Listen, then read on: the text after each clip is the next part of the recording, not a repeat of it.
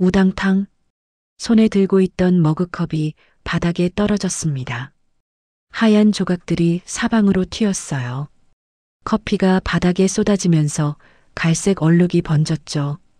남편이 눈살을 찌푸리며 말했습니다. 왜 그래 또? 저는 대답할 수가 없었어요. 귀에서 남편의 목소리가 계속 맴돌았거든요. 이번에 내 보험 담당자가 바뀌었대. 박현수라고. 박현수? 그 이름을 듣는 순간 심장이 멎는 것 같았습니다. 왜냐하면 그 남자를 저는 알고 있었거든요. 아주 잘요. 2달 동안 매주 산에서 만났고 커피를 마시며 인생 이야기를 나눴고 제 외로운 마음을 위로해준 바로 그 사람이었으니까요. 그런데 그 남자가 제 남편의 보험 설계사라니 이게 우연일까요? 아니면 제 이름은 김은주입니다. 올해 53살이고요. 결혼한 지 23년 됐어요. 남편 강태수와의 대화가 끊긴 지는 벌써 3년째였습니다.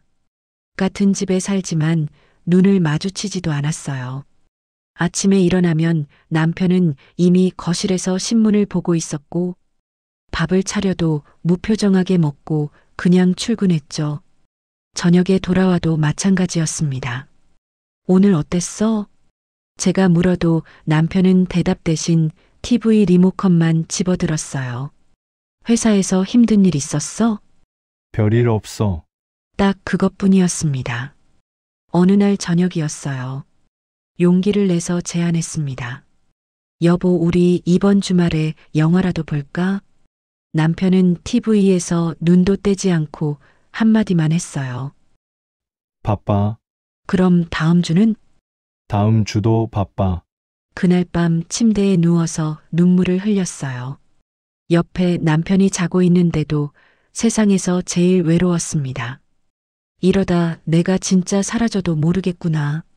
그런 생각이 들 무렵이었죠. 아파트 엘리베이터에서 같은 층에 사는 박 여사를 만났어요. 박 여사는 제 얼굴을 보더니 깜짝 놀란 표정을 지었습니다. 은주 씨 요즘 얼굴이 왜 그래요? 안색이 안 좋아. 그래요?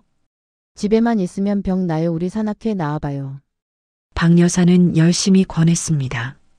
공기 좋고 사람도 좋고 가끔은 인생이 좀 바뀌어요. 그 말에 이끌려 나간 첫 산행. 거기서 그 사람을 만났습니다.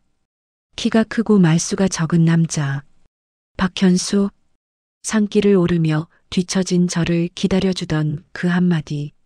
천천히 오세요. 기다릴게요. 이상하게 가슴이 울렸어요. 누군가 나를 기다려준다는 말이 언제부터 이렇게 낯설었을까요? 그렇게 시작된 만남이었습니다. 하지만 여러분, 저는 그때 몰랐어요. 그 모든 게 계획된 거였다는 걸. 제 남편의 돈을 노린 치밀한 계획이었다는 걸요. 그리고 제가 죽을 뻔했다는 사실도요. 지금부터 들려드릴 이야기는 제가 직접 겪은 일입니다. 믿기 힘들겠지만 전부 실화예요. 끝까지 들어주세요. 여러분의 주변에도 이런 일이 일어날 수 있으니까요. 토요일 아침 7시였어요. 알람 소리에 눈을 떴습니다. 옆을 보니 남편은 이미 일어나고 없었어요. 거실로 나가니 남편이 소파에 앉아 스마트폰만 보고 있었습니다. 나 오늘 산악회 간다고 했잖아. 응. 대답은 했지만 눈은 여전히 휴대폰에 고정돼 있었어요. 저는 한숨을 쉬며 옷을 갈아입었습니다. 북한산 입구에 도착했어요. 벌써 15명 정도가 모여 있었습니다. 대부분 50대에서 60대 사이였죠. 박 여사가 손을 흔들었습니다. 은주 씨 여기요, 여기. 안녕하세요. 자, 여러분 소개할게요. 우리 아파트 같은 동에 사시는 김은주 씨예요. 사람들이 친절하게 인사를 건넸어요. 반갑습니다. 처음이시죠? 환영해요. 오늘 날씨 좋네요. 같이 즐겁게 오르시죠. 저도 어색하게 고개를 숙였습니다. 안녕하세요. 잘 부탁드려요. 그때 뒤쪽에서 낮은 목소리가 들렸죠. 안녕하세요. 돌아보니 키가 큰 남자가 서 있었어요. 한 50대 후반쯤 되어 보였고 깔끔한 등산복 차림이었습니다. 박 여사가 소개했어요. 아, 박현수 씨, 은주 씨랑 인사하세요. 오늘 처음 나오셨어요. 박현수는 가볍게 고개를 숙였습니다. 반갑습니다. 박현수입니다. 김은주예요. 반가워요. 그의 목소리에서 뭔가 따뜻한 느낌이 들었어요. 눈빛도 편안했고요. 산행이 시작됐습니다. 처음엔 괜찮았어요. 그런데 30분쯤 지나니까 숨이 차기 시작했죠. 평소 운동을 안 해서 그런지 다리도 아팠어요. 다른 사람들은 헐헐 잘도 올라가는데 혼자만 뒤처졌습니다. 헉헉? 숨을 몰아쉬며 계단을 올랐어요. 그때 누군가 뒤에서 걸음을 멈췄습니다. 은주 씨였나요? 돌아보니 박현수였어요. 네, 많이 힘드시죠? 좀 그래요. 민망하네요. 박현수가 웃으며 말했습니다. 아니에요. 처음엔 다들 그래요. 천천히 오세요. 근데 다른 분들은 제가 뒤에서 같이 갈게요. 앞 사람들은 정상에서 기다리면 되니까요. 그 말을 듣고 왠지 모를 안도감이 들었습니다. 누군가 나를 기다려준다는 말이 언제부터 이렇게 낯설었을까요? 두 사람은 천천히 산을 올랐어요.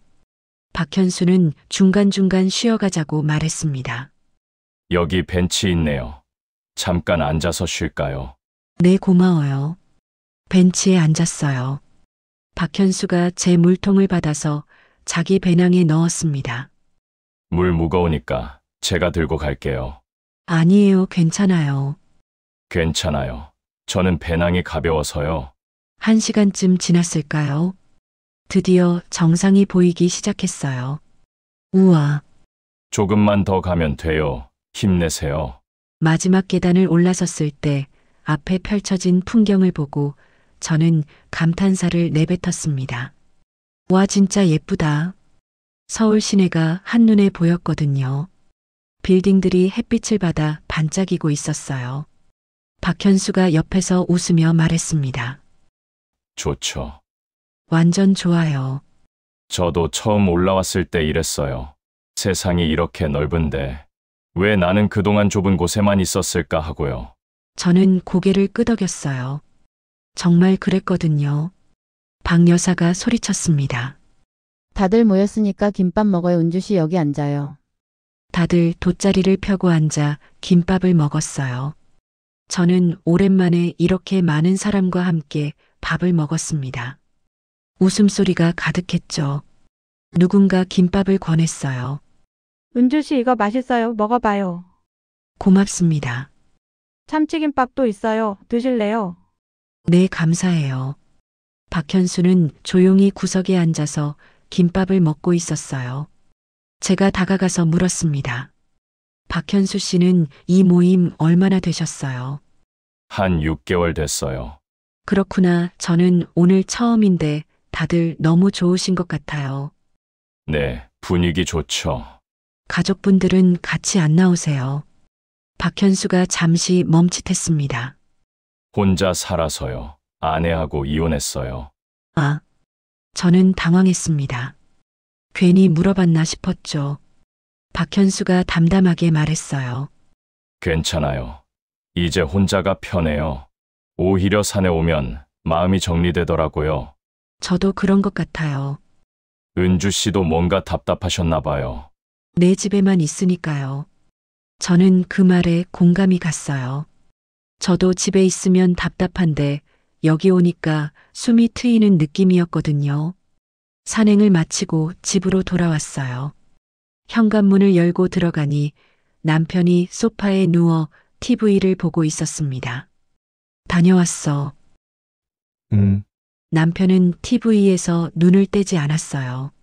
저는 방으로 들어가서 옷을 갈아입었습니다. 거울을 봤어요. 오랜만에 제 얼굴에 생기가 도는 것 같았어요. 그날 이후로 저는 매주 토요일마다 산악회에 나갔습니다. 남편은 아무 말도 안 했어요. 관심조차 없었죠. 그리고 산에 오를 때마다 박현수는 자연스럽게 제 옆에 있었습니다. 세 번째 산행 때였어요. 산을 내려오는 길에 박현수가 물었습니다. 은주 씨 혹시 커피 좋아하세요? 네, 좋아해요. 그럼 산 아래 카페에서 한잔 하실래요? 다른 분들도 가끔 들르는 곳이에요. 저는 잠깐 망설였지만 거절할 이유가 없었어요. 좋아요. 카페는 조용하고 아늑했습니다. 창밖으로 산이 보였어요. 박현수가 아메리카노 2잔을 주문했습니다. 설탕이나 시럽 넣으실래요? 아니요, 그냥 마실게요. 커피가 나왔어요. 따뜻한 김이 올라왔습니다. 박현수가 조심스럽게 물었어요. 은주 씨는 결혼하셨죠? 네, 남편분은 좋은 분이세요? 저는 잠시 멈칫했어요. 뭐라고 대답해야 할까요?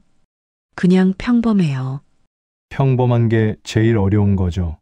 박현수가 쓴웃음을 지었습니다. 저는 평범하게 사는 것도 못했어요. 그래서 이혼했고요. 무슨 일이 있으셨어요? 일에만 빠져 살았어요. 아내한테 관심도 안 주고요. 그러다 보니 점점 멀어지더라고요. 그 말을 듣고 저는 남편 생각이 났어요. 우리도 그렇게 되고 있는 건 아닐까? 하지만 여러분, 이때부터였어요. 뭔가 이상한 일들이 하나씩 보이기 시작한 게, 그게 뭐였냐고요. 지금부터 말씀드릴게요. 절대 놓치지 마세요. 2달이 지났습니다. 어느새 저와 박현수는 자연스럽게 이야기를 나누는 사이가 됐어요. 토요일 산행뿐만 아니라 평일에도 만나기 시작했죠. 어느 날 산을 오르다가 비가 내렸습니다. 갑자기 쏟아지는 소나기였어요. 우산 가져오셨어요. 박 여사가 물었습니다. 아, 저는 못 가져왔어요. 다들 우산을 펼쳤지만 저만 우산이 없었어요. 박현수가 자기 우산을 펼치며 말했습니다. 같이 쓰실래요? 아니에요, 괜찮아요. 괜찮긴요. 감기 걸리면 안 되잖아요. 박현수는 자연스럽게 제 옆으로 다가왔어요. 우산을 함께 썼죠. 두둑두둑. 빗소리가 우산을 두드렸습니다. 2 사람은 말없이 걸었어요. 저는 박현수의 어깨가 비에 젖는 게 보였습니다. 우산을 제 쪽으로 더 기울여서요. 박현수 씨 옷 다 젖겠어요. 괜찮아요. 저는 금방 마르니까. 제 가슴이 뛰었습니다. 이런 감정은 정말 오랜만이었거든요. 남편은 언제부터 이런 배려를 안 했을까? 아니, 처음부터 안 했을지도 모르겠어요. 산 아래로 내려와서 다른 사람들과 헤어질 때였어요. 박현수가 조심스럽게 물었습니다. 저기 은주 씨, 네, 괜찮으시면 다음 주에는 평일 산행도 한번 가볼래요? 수요일 같은 날. 평일이요. 네, 전 시간이 자유로운 편이라서요. 물론 바쁘시면 괜찮고요. 저는 잠깐 망설였어요. 하지만 거절할 이유가 없었죠. 어차피 집에 있어도 혼자니까요. 좋아요. 그럼 수요일 10시에 북한산 입구에서 만날까요? 네. 그렇게 저희는 토요일뿐만 아니라 수요일에도 만나기 시작했습니다. 한강공원을 걷거나 조용한 카페에서 차를 마셨어요. 박현수는 정말 좋은 경청자였습니다. 제 이야기를 끝까지 들어줬고 적절한 맞장구를 쳐줬죠. 어느 수요일 오후였어요. 카페에 앉아서 커피를 마시고 있었습니다. 제가 남편 이야기를 꺼냈어요. 솔직히 남편이랑은 이제 대화가 안 돼요. 그래요. 뭘 물어봐도 대답을 안 해요. 관심도 없고요. 박현수가 조용히 물었습니다. 남편분은 무슨 일 하세요? 큰 회사 다녀요. 엔지니어예요. 그러면 바쁘시겠네요. 바쁘긴 한데 주말에도 집에만 있으면서 저한테는 관심이 없어요. 그러면 많이 외로우시겠네요. 그 말을 듣는 순간 저는 눈물이 났어요. 참았던 감정이 한꺼번에 쏟아졌죠. 박현수는 티슈를 건네며 말했습니다. 울어도 돼요. 괜찮아요. 그날 저는 박현수에게 많은 이야기를 했어요. 결혼 생활의 외로움, 자식들이 독립한 후의 공허함, 남편과의 냉랭한 관계. 박현수는 끝까지 들어줬습니다. 그리고 말했어요. 은주 씨는 충분히 행복할 자격이 있어요. 지금까지 너무 참고 사셨어요. 고마워요. 이렇게 들어줘서. 저도 은주 씨 만나서 좋아요. 이야기하면 마음이 편해져요. 그 말이 너무 따뜻하게 느껴졌습니다. 집으로 돌아가는 길. 저는 자신이 박현수에게 빠져들고 있다는 걸 알았어요. 하지만 이건 아니잖아요. 나는 유부녀인데. 그렇게 갈등하던 어느 날, 집에 돌아왔는데 남편이 거실에 앉아 있었어요. 평소와 다르게 진지한 표정이었죠. 은주야, 응, 요즘 어디 자주 나가더라. 저는 가슴이 철렁했어요. 산악회 다녀 전에도 말했잖아. 그래, 근데 산악회가 그렇게 자주 있어. 주말에도 가고 평일에도 가고. 운동 좀 하려고 그래. 남편은 더 이상 묻지 않았어요. 하지만 뭔가 의심하는 눈빛이었죠. 저는 불안했습니다. 하지만 박현수를 만나는 걸 멈출 수가 없었어요. 다음 수요일, 한강공원에서 박현수를 만났습니다. 오늘따라 박현수가 뭔가 진지해 보였어요. 한강을 걸으며 박현수가 말했습니다. 은주 씨, 네, 저 고백할 게 있어요. 제 심장이 쿵 하고 내려앉았습니다. 뭔데요? 박현수가 걸음을 멈추고 저를 바라봤어요.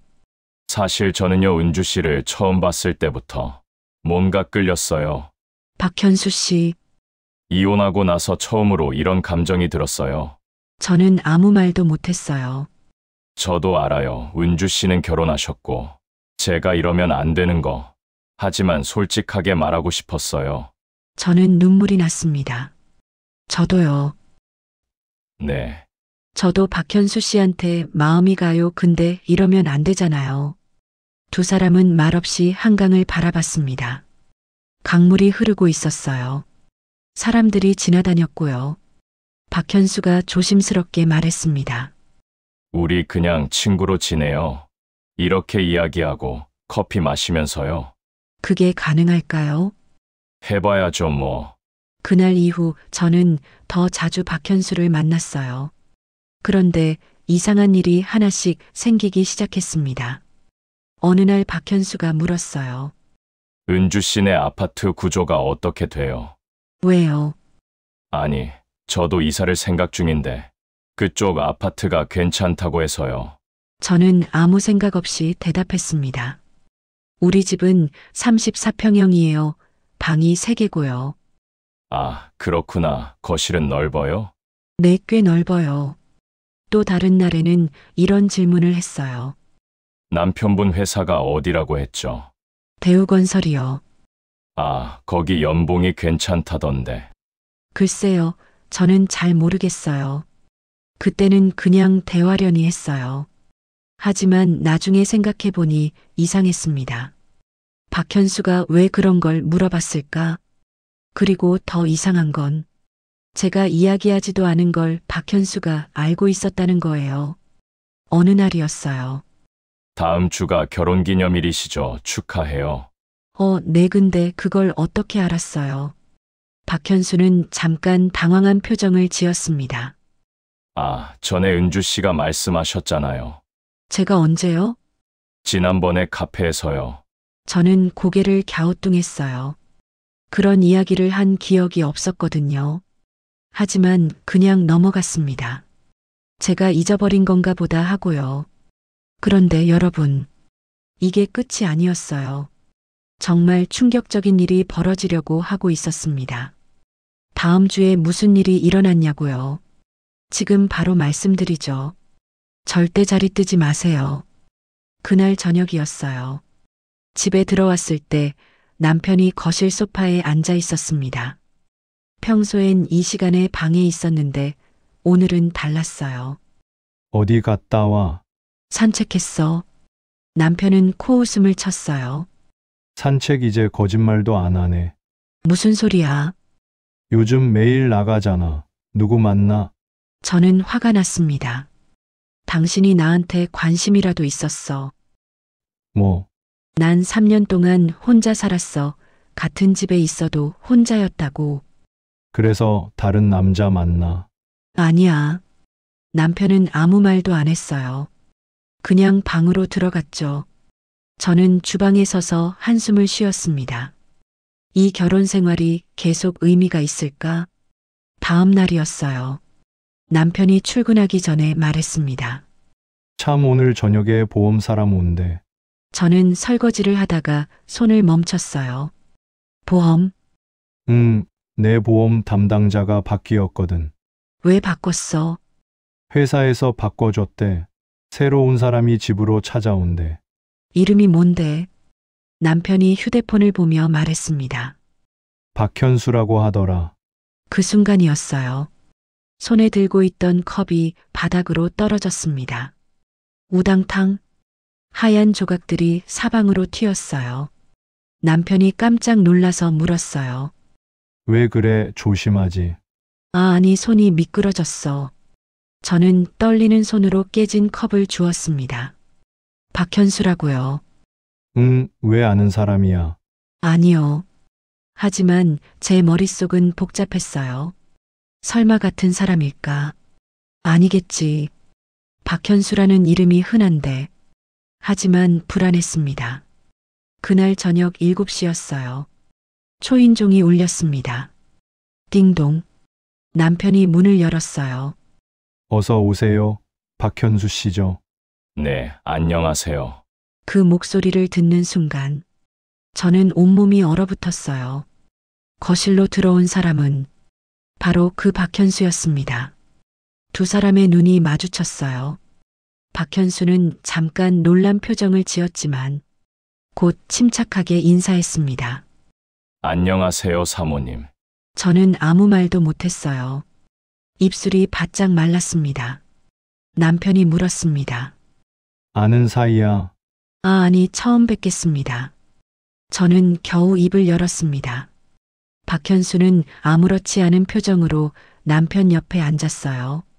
세 사람은 거실 소파에 앉았습니다.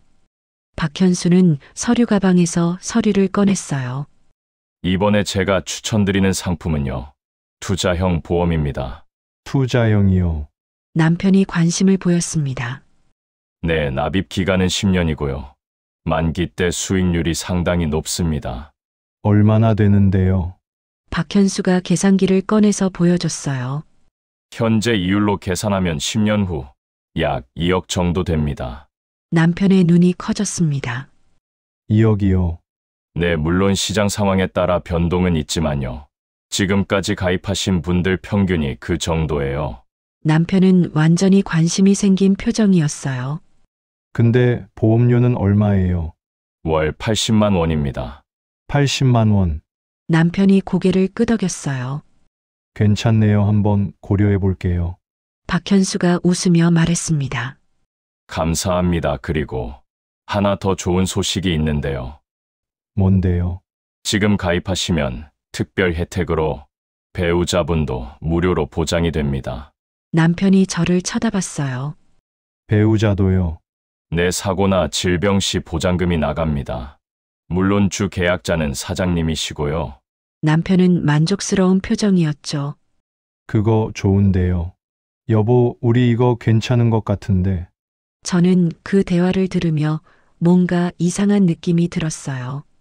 박현수가 왜 하필 남편의 보험 설계사일까? 이게 우연일까? 1시간 동안 박현수는 계속 보험 설명을 했습니다. 남편은 완전히 빠진 표정이었어요. 그럼 일단 계약서 검토해 보시고요. 다음 주에 다시 연락드릴게요. 박현수가 일어났습니다. 오늘 좋은 시간 감사합니다. 남편이 현관까지 배웅했어요. 저는 그 틈을 타서 박현수에게 눈빛으로 물었습니다. 대체 무슨 일이야? 박현수는 아무 표정도 짓지 않았어요. 그냥 인사만 하고 나가버렸죠. 안녕히 계세요. 문이 닫혔습니다. 남편이 돌아왔어요. 이 사람 괜찮은 것 같은데 가입할까? 여보, 응, 그 사람 좀 이상하지 않아? 뭐가? 잘 모르겠어. 그냥 느낌이. 남편은 비웃었습니다. 당신 요즘 이상해. 느낌이 뭐야, 느낌이. 저는 더 이상 말할 수가 없었어요. 그날 밤 저는 잠을 잘 수가 없었습니다. 박현수에게 문자를 보냈어요. 무슨 일이에요? 왜 우리 남편 담당이에요? 한참 후에 답장이 왔습니다. 죄송해요. 설명할게요. 내일 만나요. 저는 뒤척이다가 새벽에야 잠들었어요. 다음 날 아침, 남편이 출근한 후 박현수를 만났습니다. 조용한 카페였어요. 저는 먼저 물었습니다. 대체 무슨 일이에요? 죄송해요, 은주 씨. 우연이에요, 계획이에요. 박현수는 한참을 침묵하다가 말했습니다. 우연이에요. 저도 몰랐어요. 정말요? 내 회사에서 고객 리스트를 봤는데 이름만 봤어요. 강태수 씨라고. 그게 은주 씨 남편인 줄은 정말 몰랐어요. 그럼 주소는요? 주소는 아파트 동까지만 나와 있었어요. 저는 박현수의 눈을 봤어요. 진심처럼 보였습니다. 근데 이제 어떡해요? 박현수가 말했어요. 제가 담당을 바꾸면 되죠. 다른 사람한테 넘길게요. 정말요? 네, 오늘 바로 처리할게요. 고마워요. 저는 안도했습니다. 하지만 집으로 돌아오는 길, 문득 이런 생각이 들었어요. 정말 우연일까? 혹시 지금 여러분도 궁금하시죠? 우연이었을까, 계획이었을까? 정답은 3분 후에 밝혀집니다. 절대 놓치지 마세요. 사흘이 지났습니다. 저는 박현수를 믿기로 했어요. 담당을 바꾼다고 했으니까요. 그런데 그날 저녁, 남편이 집에 돌아와서 말했습니다. 여보, 나 보험 가입했어. 뭐라고? 저는 깜짝 놀랐어요. 박현수 씨한테 연락했어. 다음 주에 첫 보험료 내기로 했어. 왜 그랬어? 다시 생각해 볼 수도 있잖아. 뭘 좋은 상품인데. 빨리 가입하는 게 이득이래. 근데 뭐가 문제야? 당신도 보장된다잖아. 저는 불안했습니다. 그날 밤 남편이 잠든 후 서재에 들어갔어요. 서류함을 열어봤습니다. 거기서 계약서를 발견했죠. 보험 계약서, 피보험자 강태수, 월 보험료 80만 원, 납입 기간 10년. 여기까지는 괜찮았어요. 그런데 다음 줄을 보는 순간 저는 숨이 멎는 것 같았습니다. 보험 수익자 박현수? 저는 눈을 의심했어요. 수익자가 왜 박현수야? 남편도 아니고 내가 아니고. 손이 떨렸습니다. 이건 뭔가 잘못된 거였어요. 계약서를 더 자세히 봤습니다. 그런데 더 충격적인 내용이 있었죠. 특약 조항. 배우자 사망 시 보험금 전액 수익자에게 지급. 사망 보험금 5억 원. 저는 그 자리에 주저앉았어요. 내가 죽으면 박현수가 5억을 받는다고. 이게 무슨 일이지? 다음 날 아침, 남편이 출근하자마자 박현수에게 전화를 걸었습니다. 여보세요? 만나요, 지금 당장. 박현수의 목소리는 평온했어요. 왜 그러세요, 은주 씨? 당신이 무슨 짓을 한 건지 알아요. 무슨 말씀이세요? 만나면 알아요. 1시간 후 카페에서 만났습니다. 저는 계약서 사진을 보여줬어요. 이게 뭐예요? 박현수는 잠깐 당황한 표정을 지었지만 곧 웃었습니다. 이게 문제예요. 수익자가 당신이잖아요. 그것도 내 남편 보험인데 저 죽으면 5억을 당신이 받는다고. 박현수가 말했어요. 그건 실수예요. 실수. 네, 서류 작성할 때 잘못 기입된 거예요. 고치면 돼요. 그럼 빨리 고쳐요. 네, 오늘 바로 처리할게요. 저는 불안했지만 일단 믿기로 했습니다. 하지만 이상한 점이 또 있었어요. 저는 천천히 물었습니다. 근데 박현수 씨, 네, 제 남편 회사 이름을 어떻게 알았어요? 회사요. 네, 저번에 대화할 때 제가 회사 이름까지는 안 말했거든요. 대우건설이라고. 박현수는 잠깐 멈칫했어요. 아, 그건 남편분한테 들었죠. 보험 상담할 때요. 그날 처음 만났잖아요. 아, 맞다. 남편분이 명함을 주셨어요. 저는 고개를 저었어요. 우리 남편 명함 안 가지고 다녀요. 박현수는 답을 못했습니다. 저는 그제야 확신했어요.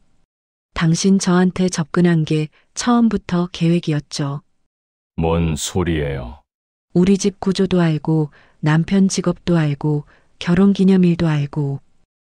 그건 제가 언제 그런 얘기 다 했어요. 박현수는 침묵했어요. 저는 일어났습니다. 이제 다시는 연락하지 마세요. 은주 씨, 오해예요. 오해가 아니에요. 이 계약서가 증거잖아요. 저는 카페를 나왔습니다. 하지만 집으로 돌아오는 길, 저는 생각했어요. 만약 이게 정말 계획된 거라면 나는 지금 위험한 상황에 있는 거잖아. 집에 도착해서 인터넷을 검색했습니다. 보험 사기 수법. 그리고 거기서 비슷한 사례들을 발견했어요. 50대 여성 보험 설계사에게 속아 고액 보험 가입 후 의문사. 보험금 노린 설계사 지인 살해 혐의로 구속. 산악회에서 만난 보험 설계사 사기 피해 급증. 저는 온몸에 소름이 돋았어요. 그날 저녁 남편이 퇴근했을 때 저는 말했습니다. 여보, 그 보험 해지해요. 왜? 그냥 불안해서요. 남편은 화를 냈습니다. 무슨 소리야? 이미 계약했는데. 해지하면 되잖아. 해지하면 손해야. 첫 보험료도 벌써 냈어. 아니, 뭔가 이상해요. 당신이 이상한 거야. 남편은 방으로 들어가 버렸어요. 며칠이 지났어요. 박현수에게서 연락이 왔습니다. 은주 씨, 오해 풀고 싶어요. 한 번만 만나요. 저는 거절했어요. 싫어요. 5분만요, 제발. 연락하지 마세요. 하지만 박현수는 계속 연락했습니다. 문자도 보내고 전화도 했어요. 정말 실수였어요. 믿어주세요. 계약서 수정했어요. 확인해보세요. 그러던 어느 날 박현수가 집 앞에 나타났습니다. 남편이 출근하고 없을 때였어요. 띵동. 초인종을 눌렀습니다. 저는 인터폰으로 확인했어요. 박현수였습니다. 문을 열지 않았어요. 창문 너머로 박현수가 보였습니다. 그는 현관문 앞에 봉투 하나를 놓고 갔어요. 한참 후 문을 열고 봉투를 집어들었습니다. 안에는 수정된 계약서가 들어 있었어요.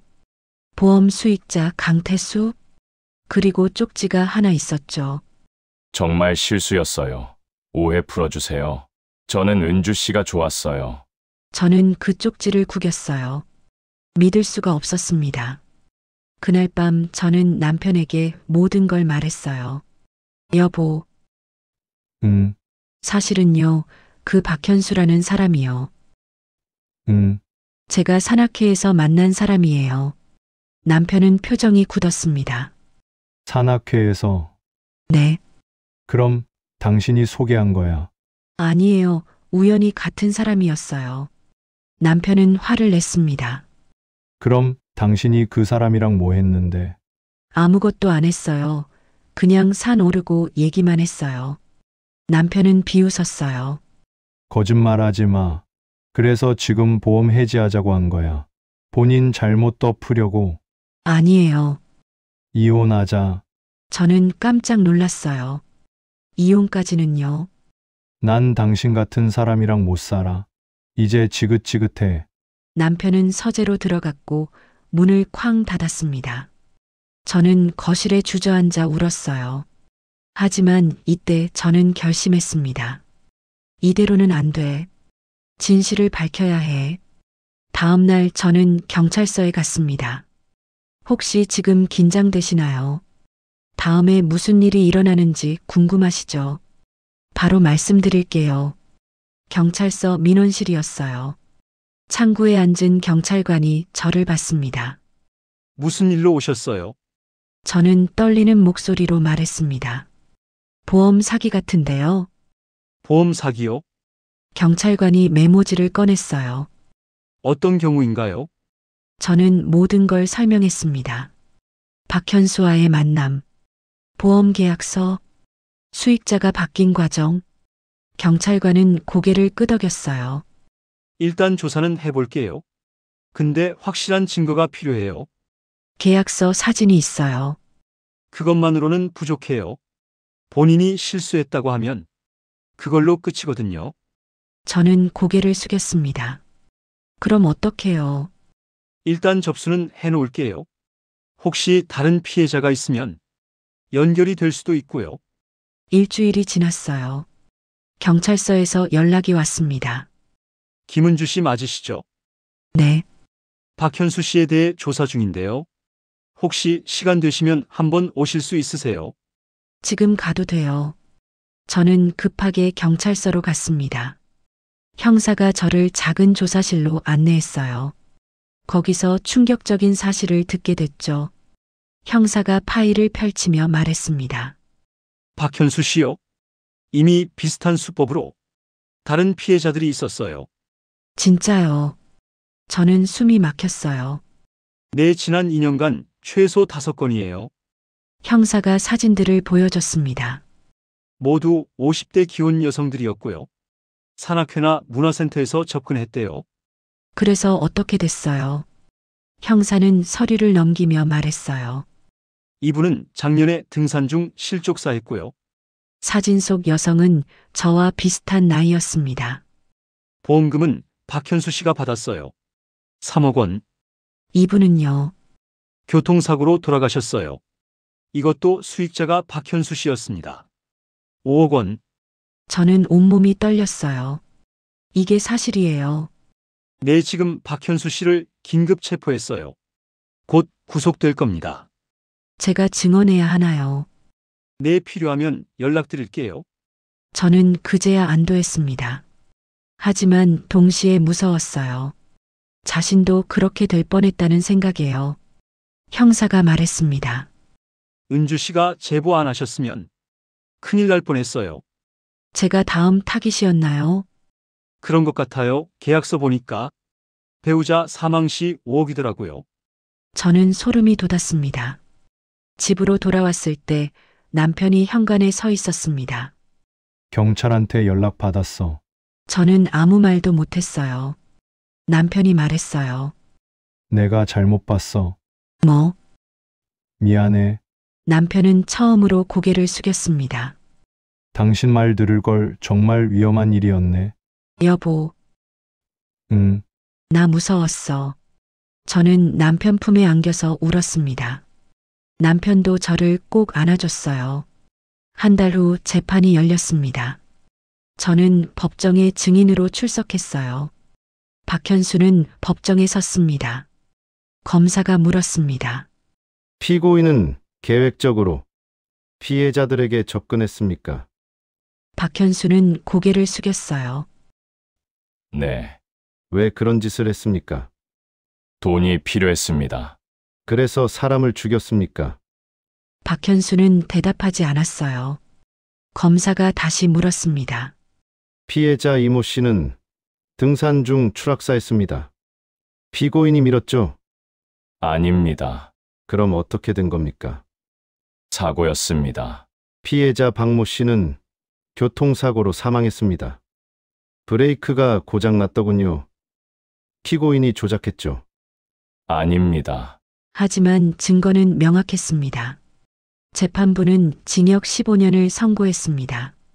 피고인 박현수는 계획적으로 피해자들에게 접근하여 보험에 가입시킨 후 살해하려 한 죄가 인정되므로 징역 15년에 처한다. 저는 방청석에 앉아서 그 장면을 봤어요. 박현수가 끌려갈 때 잠깐 저를 봤습니다. 그의 눈빛에는 후회가 있었을까요? 아니면 그저 잡힌 것에 대한 분노였을까요? 저는 알 수 없었어요. 재판이 끝나고 법원 밖으로 나왔습니다. 남편이 기다리고 있었어요. 집에 가자. 응. 두 사람은 차에 탔습니다. 침묵이 흘렀어요. 남편이 먼저 말했습니다. 우리 다시 시작할까? 저는 창밖을 봤어요. 모르겠어요. 응, 솔직히 잘 모르겠어요. 남편은 아무 말도 안 했어요. 집에 도착해서 저는 방으로 들어갔습니다. 침대에 누워서 생각했어요. 이 모든 일이 내가 외로워서 시작된 거잖아. 만약 남편이 나한테 관심을 가져줬다면 이런 일은 없었을 거야. 저는 눈물을 흘렸습니다. 며칠이 지났어요. 저는 결심을 했습니다. 남편에게 말했어요. 나 상담 받으러 갈 거예요. 상담.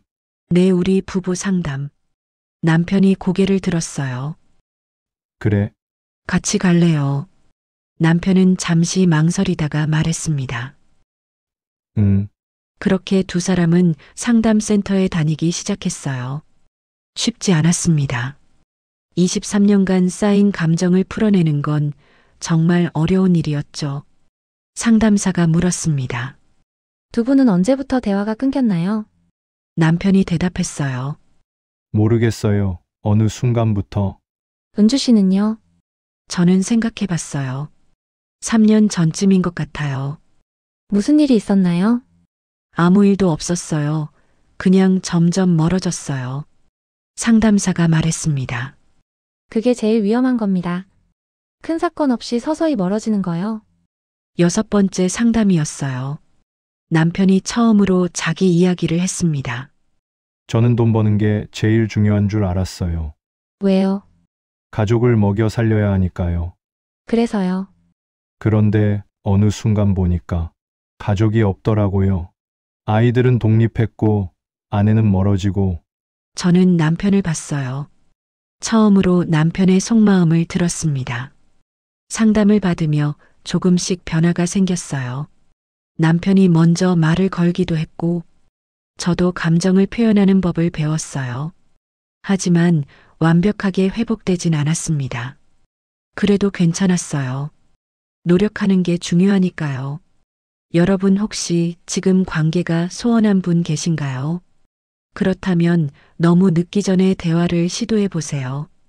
외로움은 사람을 약하게 만들고 그 틈을 노리는 사람들이 있으니까요. 이제 마지막 이야기가 남았습니다. 은주 씨가 어떻게 됐는지 궁금하시죠? 6개월이 지났습니다. 저와 남편의 관계는 조금씩 회복되고 있었어요. 하지만 완전히 예전으로 돌아가지는 못했죠. 어느 토요일 아침이었어요. 저는 등산화를 꺼냈습니다. 남편이 물었어요. 어디가? 산에 가려고. 혼자? 응. 같이 갈까? 저는 고개를 저었어요. 괜찮아, 혼자 가고 싶어? 남편은 더 이상 묻지 않았습니다. 조심해서 다녀와. 응. 저는 북한산으로 갔어요. 혼자 산을 오르는 건 처음이었죠. 힘들었어요. 숨도 차고 다리도 아팠어요. 하지만 멈추지 않았습니다. 한 발 한 발 천천히 올랐어요. 중간에 쉬면서 물을 마셨습니다. 문득 박현수가 생각났어요. 천천히 오세요. 제가 기다릴게요. 그때 그 말이 진심이었을까? 아니었을 거예요. 처음부터 계산된 친절이었겠죠. 저는 쓴웃음을 지었습니다. 하지만 이제 괜찮았어요. 2시간쯤 올랐을까요? 드디어 정상에 도착했어요. 와, 저는 감탄했습니다. 혼자 올라오니 더 뜻깊었어요. 바람이 불어왔어요. 서울 시내가 한눈에 보였습니다. 저는 그 자리에 앉아서 김밥을 꺼내 먹었어요. 혼자 먹는 김밥이지만 외롭지 않았습니다. 오히려 자유로웠어요. 이제 누군가를 기다리지 않아도 됐고, 누군가에게 의지하지 않아도 됐어요. 저는 깨달았습니다. 내가 외로웠던 건 남편 때문이 아니었어. 나 자신을 잃어버렸기 때문이었어. 결혼하고 아이 키우고 남편 뒷바라지 하면서 정작 나는 어디 갔을까? 저는 눈물이 났어요. 하지만 슬픈 눈물은 아니었어요. 산 아래로 내려오면서 저는 결심했습니다. 이제 내 인생을 살아야지. 집에 돌아왔을 때 남편이 물었어요. 어땠어? 좋았어. 다음엔 나도 같이 가도 돼. 저는 웃었습니다. 응, 그래. 그날 저녁 저는 남편에게 말했습니다. 여보, 나 일 찾아볼까 해. 일, 응, 이제 애들도 다 컸고 나도 뭔가 하고 싶어. 남편은 고개를 끄덕였어요. 그래, 좋은 것 같아. 하고 싶은 거 해. 고마워. 저는 미소 지었습니다. 몇 달 후 저는 작은 카페에 취직했어요. 동네에 있는 작은 카페였습니다. 처음엔 서툴렀지만 점점 익숙해졌죠. 손님들을 응대하고 커피를 만들고 웃으며 인사했어요. 어서 오세요. 아메리카노 한 잔 나왔습니다. 감사합니다. 또 오세요. 일하는 시간이 즐거웠습니다. 그리고 무엇보다 경제적으로 독립했다는 느낌이 좋았어요. 첫 월급을 받았을 때 남편에게 말했습니다. 여보, 오늘 내가 저녁 살게. 진짜? 응, 첫 월급 받았어. 남편이 웃었어요. 그래, 어디 갈까? 오랜만에 두 사람은 외식을 했습니다. 레스토랑에서 저는 남편에게 물었어요. 나 많이 변했지. 응, 어떻게? 밝아졌어. 예전보다. 당신도 변했어. 나도. 응, 전보다 말을 많이 해. 남편도 변했어요. 예전처럼 무뚝뚝하지 않았고 가끔 제 카페에 들르기도 했어요. 어느 날 남편이 카페에 왔습니다. 어서 오세요. 저는 손님처럼 인사했어요. 남편이 웃으며 말했습니다. 커피 한 잔. 아메리카노요. 응, 저는 정성껏 커피를 만들어줬어요. 맛있어. 남편은 조용히 커피를 마셨습니다. 그리고 말했어요. 미안해. 왜? 그동안 너한테 관심이 없었던 거. 저는 고개를 저었어요. 나도 미안해. 나도 잘못이 있었어. 앞으로 잘하자. 응. 두 사람은 조용히 마주봤습니다. 완벽하게 회복된 건 아니었어요. 하지만 적어도 서로를 보려고 노력했죠. 1년이 지났어요. 저는 다시 산악회에 나갔습니다. 새로운 산악회였어요. 거기서 새로운 사람들을 만났어요. 모두 건강하고 긍정적인 사람들이었죠. 어느 날 산 정상에서 한 아주머니가 말했습니다. 은주 씨 요즘 표정 밝아 보여요. 그래요. 응, 뭔가 좋은 일 있어요. 저는 웃었어요. 그냥요, 제 인생을 살고 있어서요. 그게 제일 중요하죠. 그 말에 아주머니도 웃었습니다. 맞아요. 그날 저는 생각했어요. 박현수라는 사람을 만난 건 분명 불행한 일이었어. 하지만 동시에 그 일이 나를 깨우친 거야. 내가 얼마나 나 자신을 소홀히 했는지, 내가 얼마나 외로웠는지, 내가 진짜 원하는 게 뭔지. 저는 산 아래를 내려다봤어요. 이제는 누군가 기다려주지 않아도 혼자 올라갈 수 있었어요. 그리고 그게 더 자유로웠어요. 2년이 지났습니다. 저는 지금 작은 카페를 운영하고 있어요. 직접 차린 카페입니다. 이름은 정상이라고 지었죠. 많은 손님들이 찾아와요. 특히 또래 여성분들이 많이 오시죠. 저는 그분들과 이야기를 나눠요. 인생 이야기, 가족 이야기, 꿈 이야기. 그리고 가끔 이런 말을 해줍니다. 혼자서도 충분히 행복할 수 있어요. 누군가에게 의지하지 않아도 우리는 강한 사람들이에요. 남편과의 관계는요. 완벽하지는 않지만 서로 존중하며 살고 있어요. 이혼하지 않았어요. 하지만 예전처럼 의존하지도 않죠. 각자의 삶을 살면서 함께 있는 시간을 소중히 여기는 거예요. 어느 날 저는 다시 북한산에 올랐습니다. 정상에 서서 바람을 맞았어요. 박현수를 만난 그 자리였죠. 하지만 이제는 아무런 감정이 없었어요. 미움도 후회도 없었어요. 그냥 지나간 일일 뿐이었어요. 저는 스스로에게 물었습니다. 나는 지금 행복해. 그리고 대답했어요. 응, 행복해. 여러분, 오늘 이야기는 여기까지입니다. 당신은 지금 어떤 산을 오르고 있나요? 혼자 오르는 게 두렵나요? 아니면 누군가와 함께 오르고 싶나요? 어떤 선택을 하든 가장 중요한 건 당신이 당신의 발로 서는 거예요. 이 이야기가 도움이 되셨다면 좋아요와 구독 부탁드려요. 그리고 댓글로 여러분의 이야기도 들려주세요. 다음 이야기에서 또 만나요. 인생 연출소였습니다.